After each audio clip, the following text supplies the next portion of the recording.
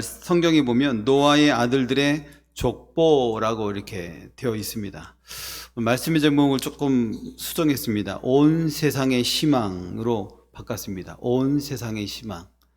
노아의 홍수, 그리고 바벨탑의 교만으로 흩어진 인류, 하나님의 은혜를 등지고 자기 이름을 높이려 한 이러한 죄악의 역사 속에서 하나님은 여전히 온 인류에게, 또한 우리에게 희망을 주십니다. 어떤 희망을 주시는지 그 희망을 한번 살펴보겠습니다. 첫 번째는 예수님의 보혈이 우리의 희망입니다. 어떠한 상황 속에서, 타락한 세상 속에서, 거친 세상 속에서, 또는 험악한 세상 속에서 예수님의 보혈이 우리의 희망입니다 라고 말할 수 있습니다. 바벨탑 사건 이후 사람들은 이 언어가 갈라지고 뿔뿔이 흩어지게 되었습니다. 이 10장인데 불구하고 10장과 11장이 이 시간적인 순서가 좀 바뀌었습니다. 11장이 바벨탑 사건인데 바벨탑 사건이 있는 후에 10장에 이 뿔뿔이 흩어지는, 언어가 나누어지고 흩어지는 일이 벌어졌습니다. 그래서 11장 지나고 11장의 사건이 있고 그 다음에 10장의 사건이 있는 이 경우입니다, 지금은. 그래서 바벨탑 사건 이후에 사람들은 이제 언어가 갈라졌고 사람들도 온 지면에 흩어지게 되었습니다.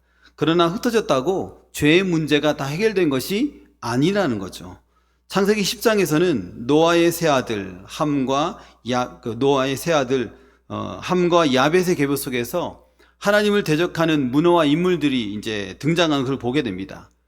바벨탑을 쌓던 사람들을 지배한 그들의 마음, 하나님을 대적했던 그들의 마음, 하나님의 사람들을 대적했던 그들의 마음의 그 기반에는 자기 이름을 높이겠다라는 교만이 있었습니다. C.S. 루이스는 순전한 기독교에서 이 교만, 나의 이름을 높이겠다라는 그런 마음을 가진 사람들 향해서 말합니다.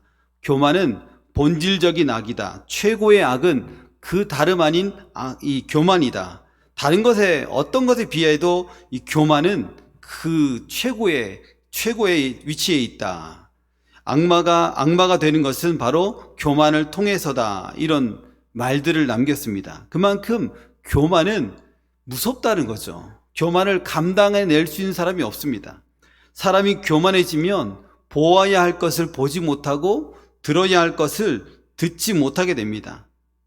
교만은 어쩌면 꺼지지 않는 불씨처럼 여전히 우리 안에 남아 있습니다. 바람이라도 불면 다시 활활 타올라 우리의 눈과 귀를 어둡게 하게 됩니다. 이 바벨탑 사건으로 언어가 혼잡해져 사람들이 강제로 뿔뿔이 흩어졌지만 사람들 마음속에는 이 교만의 불씨가 여전히 남아 있었습니다. 오히려 이 교만의 불씨를 가지고 더 많은 지역으로 사람들이 퍼져나갔습니다.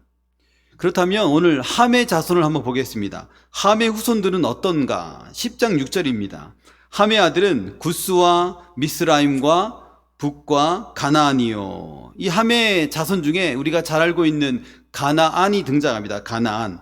그래서 찾아보니까 가나안은 맏아들 시돈과 헷을 낳고 여부스, 아모리, 기르가스, 시위, 알가, 신, 아루와, 스말, 하맛 족속을 낳았다. 성경에 이렇게 쭉 나열되어 있습니다. 그 가나안의 족속들이 뿔뿔이 흩어져 나갔습니다. 이 가나안의 경계를 찾아보니까 시돈에서 그랄 쪽까지 가사까지 이르렀고 소돔과 고모라, 아드마, 스보임, 라사까지 그들이 이제 퍼져 나갔다라고 되어 있습니다. 여기에도 우리가 친숙한 단어가 보이죠. 소돔과 고모라라는 단어가 등장합니다. 하나님께서 이 소돔과 고모라가 얼마나 타락했습니까? 우리 하나님께서 이스라엘에게 명령이 있지 않습니까? 가나안을 점령하라. 그 이유가 다름 아닌 그 땅에 죄악이 가득했기 때문이라는 거죠. 죄악이 가득했다. 죄가 끊이지 않고 죄는 더욱더 널리 퍼지면서 크게 역사하고 있다는 것입니다. 그 당시만 그런 게 아니라 지금도 마찬가지지 않습니까? 죄는 계속 널리 퍼지면서 역사하고 있다는 것입니다. 창세기 10장 8절 9절에 등장하는 인물이 있습니다. 니므롯. 세상의 용사라고 합니다. 또 성경에는 용감한 사냥꾼이라고 합니다. 10장 8절 9절입니다. 구스가 또 니므롯을 낳았으니 그는 세상의 천용사라. 그가 여호와 앞에서 용감한 사냥꾼이 되었으므로 속담에 이르기를 아문은 여호와 앞에 니므롯 같은 용감한 사냥꾼이로다 하더라. 여기서 용감한 사냥꾼이란 표현은 칭찬이 아닙니다. 하나님을 두려워하기보다 자신의 힘을 자랑하며 대적하는 존재, 교만이죠. 하나님보다 더 높아지려는 존재라는 의미를 지니고 있습니다. 그래서 니므롯이란 이름 그대로 번역하면 우리가 반역하리라, 여호와를 반역하겠다라는 것입니다. 그래서 니므롯은 하나님께 반역할 것을 결심하고 하늘을 향하여 탑을 쌓았습니다. 그게 바로 바벨탑입니다. 지금도 우리의 마음속에는 이런 마음들이 고스란히 있습니다. 내 이름을 높이고 싶다, 하나님의 뜻보다는 내 뜻을 이루고 싶다라는 이 교만한 마음이 우리 안에 가득합니다. 근데 우리만 그러겠습니까? 예수님 믿든 믿지 않든 이런 교만은 많이 있습니다. 교만은 근데 너무나 잘 보입니다. 누구나 다 잘 보고 알 수 있습니다. 아, 저분 지금 교만에 빠졌구나, 교만의 위태한 상태에 빠졌구나 알 수 있습니다. 그래서 어찌 보면 더욱 안타깝습니다. 안 보이면 그만인데 보이니까 안타깝습니다. 그런데 보이지만 아무 말 하지 못합니다. 말 한마디 했다가 그 얘기 했다가 공격당하기 일쑤기 때문입니다. 그러니까 대부분 침묵하고 맙니다. 우리는 죄를 대수롭지 않게 보지 말아야 됩니다. 죄는 반드시 그 대가가 있기 때문입니다. 성경이 분명히 말합니다. 히브리서 9장 22절에 율법을 따라 거의 모든 물건이 피로써 정결하게 되나니 피 흘림이 없은즉 사함이 없느니라. 죄를 가볍게 보지 말라는 것입니다. 이 구약 시대에는 인간의 죄를 속하기 위해서 죄 없는 짐승이 죽임을 당했습니다. 그들이 피를 흘렸습니다. 하나님 앞에서 죄를 지은 인간은 죽임을 면할 수 없기 때문에 어린 양 또는 염소, 비둘기, 그것들이 제물로 드려져야 했습니다. 그런데 그것들이 근본적인 해결책은 되지 않았습니다. 그래서 신약의 우리 구주 예수 그리스도께서 이 땅에 오신 겁니다. 죄 없는, 흠 없는 그 예수 그리스도께서 친히 제물이 되어서 피를 흘려야 했다는 것입니다. 그 모든 것이 우리의 죄 사함 때문입니다. 요한복음 1장 29절에 보라, 세상 죄를 지고 가는 하나님의 어린 양이로다. 하나님의 어린 양으로 예수님께서 오셨습니다. 이사야 53장 5절에 그가 찔림은 우리의 허물 때문이요 그가 상함은 우리의 죄악 때문이다. 우리의 허물과 우리의 죄악 때문에 하나님의 어린 양으로 오셔서 피를 흘려야만 했다라고 말하고 있습니다. 예수님의 그 죽음은 우리를 구원하시기 위한 것입니다. 예수님의 그 죽음을 믿는 자만이 유일한 이 구원을 받을 수 있는 유일한 길입니다. 죄의 대가는 반드시 치러져야 했고 그 대가를 우리 주께서 친히 감당하셨다라고 말씀합니다. 그래서 우리는 죄가 우리를 엄습할 때마다 예수 그리스도의 피 흘리심을 생각해야 됩니다. 그리고 주님의 보혈을 또 의지하여 거룩한 삶으로 세상을 정복하며 능력 있는 그리스도인, 거룩한 그리스도인으로 살아가겠다, 그렇게 마음의 결단을 하고 살아가야 된다는 것입니다. 이와 같이 이 하나님께서, 이 예수님이, 거룩한 예수 그리스도의 보혈이 우리의 희망이다라는 것이 첫 번째고, 두 번째는 우리 자신이 이 땅의 희망입니다. 거친 세상에서, 그리고 험악한 세상에서, 타락한 세상에서 다름 아닌 성도가 희망입니다. 성도가 예수 그리스도를 마음에 모시고 있는 우리, 하나님의 말씀을 의지하여 살아가고 있는 우리가 곧 세상의 희망이다라는 것입니다. 바벨탑 사건 이후에도 세상은 여전히 계속 하나님을 대적했습니다. 그때뿐만 아니고 그때부터 지금도 마찬가지로 여전히 하나님을 대적합니다. 하지만 놀랍게도 하나님은 우리를 포기하지 않으십니다. 하나님은 우리를 버리지 아니하시고 강같은 주의 은혜를 내리어 주신다는 것입니다. 어떤 시골 마을에 눈에 띄지 않는 아주 작은 그런 샘이 있었습니다. 주위 모든 논밭이 가뭄으로 바짝 말라갈 때 그 샘만은 마르지 않았습니다. 덕분에 마을 사람들은 그 샘을 의지하여 농사를 지을 수 있었습니다. 큰 가뭄 같은 상황이 우리 안에 펼쳐지지 않습니까? 가뭄으로 우리의 마음이 말라 비틀어지지 않습니까? 그럼에도 불구하고 하나님의 은혜는 마르지 않는 샘처럼 계속해서 우리에게 흐르고 있다는 것입니다. 죽지 않습니다. 무너지지 않습니다. 망하지 않습니다. 왜요? 하나님의 그 마르지 않는 샘, 하나님의 말씀이 우리 안에 계속 흘러 들어오기 있기 때문입니다. 요즘 건조해서 대형 산불이 많이 발생합니다. 건조하면 쉽게 불이 납니다. 우리 마음도 그렇죠? 하나님의 은혜의 단비가 내리지 않으면 우리의 마음은 자연스럽게 건조해집니다.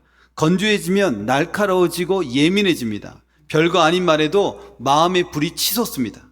하나님의 말씀으로 마르지 않는 이 하나님의 은혜를 계속 공급받는 우리 모두가 되시기를 바랍니다.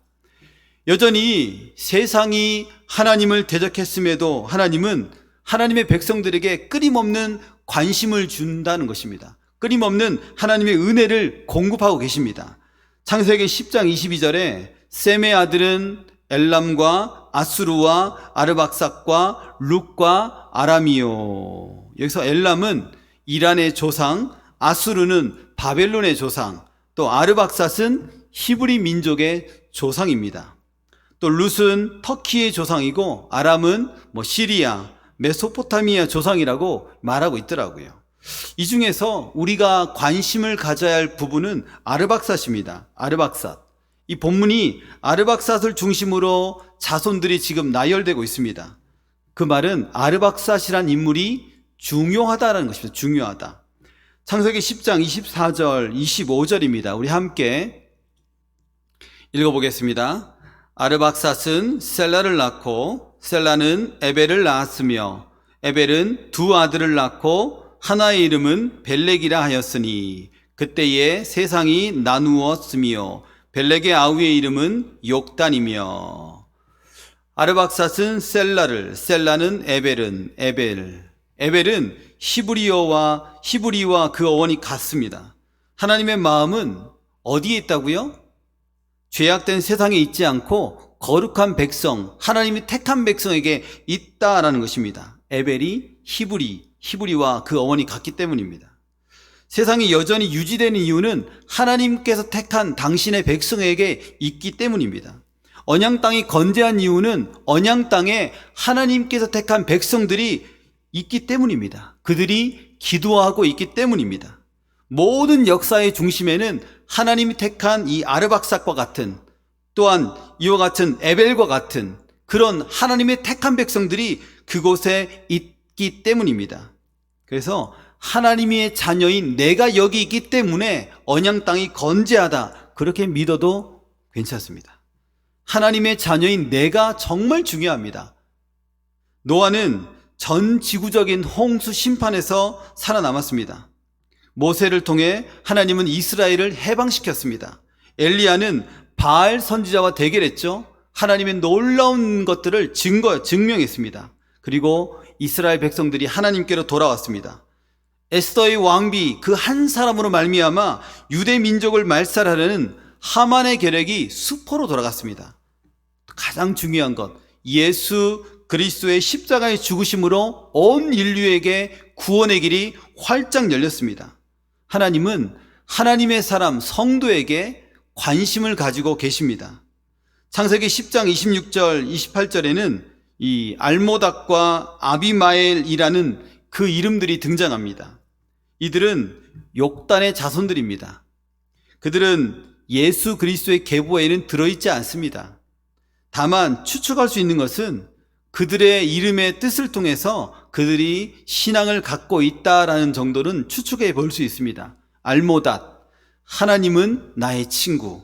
아비마엘, 나의 아버지는 하나님이시다. 그들이 욕단의 자손들이 거주했을 것으로 추측되는 것이 이 아라비아 남부거든요. 즉 오늘날에는 예멘 또는 오만 지역이다라고 말하고 있습니다. 그 지역은 그 당시에도 우상 숭배가 만연했던 지역입니다. 그 문화가 우상 숭배와 교만으로 가득했음에도 불구하고 이들은 하나님을 나의 아버지, 하나님을 나의 친구라고 고백하고 하나님을 따랐다라고 생각해 볼 수 있습니다. 이들은 아마도 그 땅 오멘 지역에서 아마도 이 타락한 세상에서 유일한 희망이었을 것으로 생각이 됩니다. 오늘 우리 교회에 장례식이 있었습니다. 그렇게 잘 알려지는 분은 아닙니다. 그러나 장례식에 가서 이제 장례 집례를 하고 이 가족 같아 보이는 지는 않지만 한 분이 앉아 계시더라고요. 계속 아멘 아멘 하면서 열심히 따라 합니다. 그래서 제가 물었습니다. 가족은 아닌 것 같은데 관계가 어떻게 되십니까? 라고 물으니 가족은 아니고 고인의 이 둘째 따님을 전도한 주한교회 모 권사입니다. 이렇게 말하더라고요. 그래서 궁금했습니다. 얼마 동안 그분에게 이 둘째 따님에게 복음을 전했습니까? 하니까 20년 동안 둘째 따님, 그러니까 별세하신 이 엄기년 권찰님의 둘째 따님을 위해서 20년 동안 기도했고 근본에 주한교회에 등록했고 지금 학습과 세례를 받게 하기 위해서 노력하고 있습니다. 그렇게 말씀하시더라고요. 그러니까 장례식에 온 것은 다름 아닌 그 한 사람, 둘째 따님의 구원과 둘째 따님의 신앙을 위해서 함께 이 장례식에 오신 것이었습니다. 이 일들을 통해서 그 둘째 따님의 마음의 문이 더 열려졌다. 그렇게 말하더라고요. 그래서 아마도 근본에는 학습도 세례도 받게 될 것 같다. 그런 이야기를 했습니다. 그 권사님의 마음속에 있는 한 영혼을 향한 사랑의 마음이 느껴졌습니다. 천국 간 이 어머님을 통해서 또 모 권사님을 통해서 그 가문의 구원의 문이 활짝 열렸다는 그 생각에 가슴이 뭉클해졌습니다. 하나님은 거룩한 한 사람을 통해서 가정과 가문을 변화시킵니다. 우리가 그 변화의 주인공이 되기를 바랍니다. 사랑하는 성도 여러분, 죄악이 가득한 세상입니다. 거룩한 백성으로 하나님이 주신 이 생명, 그 생명을 흘러보내는 우리 모두가 되어야 합니다. 광야 같은 세상에서 하나님 보시기에 시원한 청량 음료 같은 그런 인생이 되기를 축원합니다. 마지막 세 번째는 믿음이 희망입니다. 어떤 세상에서요? 거친 세상에서, 타락한 세상에서, 죄가 만연한 세상에서 믿음이 희망이라는 것입니다. 어제 화장실에 불이 막 타올랐습니다. 타닥타닥 나무가 타는 소리에 막 정신이 번쩍 들더라고요. 치솟아 오른 불기둥, 뿌연 연기를 보면서 모두가 마음을 졸였습니다. 이 불길이 이 화장산 바로 아래에 있는 집 가까이에 다다랐을 때 그 소방 헬기가 집 가까이에까지 이 온 불길을 보고 물을 쫙 뿌리고 지나갔습니다. 그때 여기저기서 환호성이 들렸습니다. 소방 헬기가 이토록 멋지게 보인 적이 없었습니다. 소방 헬기는 우리들에게 소망 헬기였습니다. 소망 헬기. 불길을 향해 이 헬기가 물을 쏟아붓는 이 소방 헬기에 환호하듯 우리 역시 죄와 죽음의 문제 앞에 정말 무기력하지 않습니까? 그때에 예수 그리스도를 바라봄으로써 진정한 희망을 얻을 수 있는 것입니다. 이 하나님께서는 이 셈 가문에부터 시작하여 아브라함과 다윗을 거쳐 예수님에 이르는 족보를 통해 인류를 구원하셨습니다. 그 이야기가 이제 11장에 등장합니다. 셈 쭉쭉쭉쭉 아브라함, 다윗, 그 다음에 예수님 이렇게 가문이 연결이 됩니다. 그리고 그 놀라운 구원 계획에 참여하는 것은 결코 돈이 필요한 것도 아니고 세상에 어떤 것도 아닌 오직 믿음이 필요하다라고 말합니다. 누구나 다 이 가문에 올라타고 싶지 않습니까? 명문 가문, 예수 그리스도와 함께하는 그 가문에 나의 이름을 올리고 싶지 않습니까? 그런데 올리는 방법은 다른 거 아니고 믿음을 통해서만 가능하다라고 말하고 있습니다. 갈라디아서 2장 16절에 사람이 의롭게 되는 것은 율법의 행위로 말미암음이 아니요 오직 예수 그리스도를 믿음으로 말미암은 줄 알므로. 예수 그리스도를 믿는 믿음 안에서만 그 족보에 올라탈 수가 있습니다. 예수 그리스도의 그 가문에 올라탈 수 있는 것입니다. 이 불길의 속수무책이었던 우리에게 헬기가 다가와 물을 뿌려 주었듯 예수님은 죄와 죽음의 문제, 속수무책이지 않습니까? 그 속수무책 가운데 있는 우리에게 영원한 생명과 소망을 주셨다라는 것입니다. 이것을 반드시 기억해야 됩니다. 사랑하는 여러분, 믿음이 없이는 하나님을 기쁘시게 할 수 없습니다. 믿음이 없이는 하나님께 나아갈 수 없습니다. 그래서 반드시 믿음으로 살아가시기를 바랍니다. 아브라함을 보십시오. 하나님의 명령에 순종하여 자신의 그 귀한 아들을 번제로 드렸습니다. 그러자 주께서 그의 손을 막으셨습니다. 그러므로 그는 믿음의 조상이 되었습니다. 우리가 잘 알고 있는 조지 뮬러, 고아의 아버지라고 하지 않습니까? 그는 누구도 의지하지 않고 오직 전능하신 하나님을 의지하여 매일마다 기도의 자리에서 무릎을 꿇었습니다. 그로 말미암아 주께서 그의 모든 삶 가운데 함께 하시고 고아들을 먹이시고 입히시며 친히 돌보셨습니다. 세상은 여전히 어렵습니다. 우리의 삶도 여전히 복잡하고 여전히 어렵습니다. 여전히 불투명합니다. 그래서 답답합니다. 불길 같은 이 문제들, 답답한 문제들이 끊임없이 찾아오지만 주께서 우리에게 원하시는 것은 믿음으로 살아가라입니다. 믿음으로 구원받은 인생이니 마찬가지로 믿음으로 당차게 살아가라, 그렇게 말씀하십니다. 사랑하는 여러분, 말씀을 맺겠습니다. 세상은 여전히 죄악이 만연합니다. 어디 다른 곳에 가서 볼 필요 없습니다. 내 안을 들여다보면 그 죄가 얼마나 많은지 알 수 있습니다. 이런 세상에서 유일한 희망은 예수 그리스도의 보혈입니다. 이런 세상에서 유일한 희망은 우리 자신입니다. 거룩한 백성으로 불림받은 우리 자신이고, 또 이런 세상에서 믿음만이 유일한 이 땅의 희망입니다. 그래서 우리는 날마다 예수 그리스도의 보혈을 의지하여 거룩한 백성으로 세상을 변화시키며 믿음으로 살아가는 우리 모두가 되시기를 소망합니다.